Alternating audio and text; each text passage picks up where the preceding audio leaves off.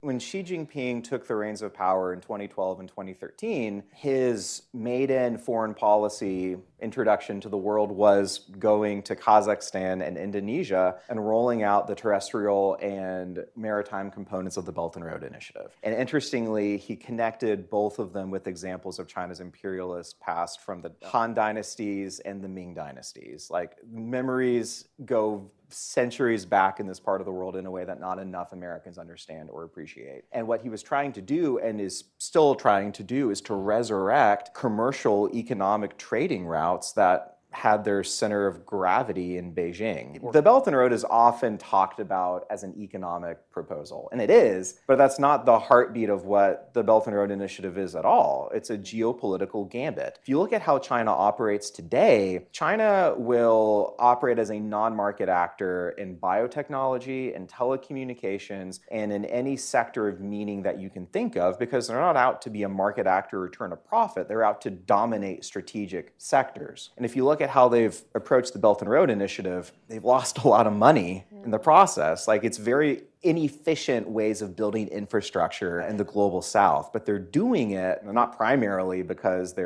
have an economic rationale to play. They're doing it primarily because the first tenet of the Belt and Road is policy coordination. And most people talk about the Belt and Road as infrastructure, and that's pillar like 2 or 3 of Xi Jinping's 5-point definition of the Belt and Road, but it's not his top one. I think trade is the second. I think infrastructure is the third. People to people is the final one. But the first one is policy coordination. China is out to shift the strategic orientation of the world away from the West and towards Beijing. And the Belt and Road is their way to do that. They undercut Western aid agencies, whether it's Japanese or the United States or Australians or others, and they do it in a way where they lose money on deals. Like, if you talk to Central Asian governments in particular, they're running circles around America here. They're boxing out the United States and our allies and partners, and they're doing it because they don't want our political influence to span not only their territory, they don't want us to be politically strong in our own hemisphere. They're trying to do what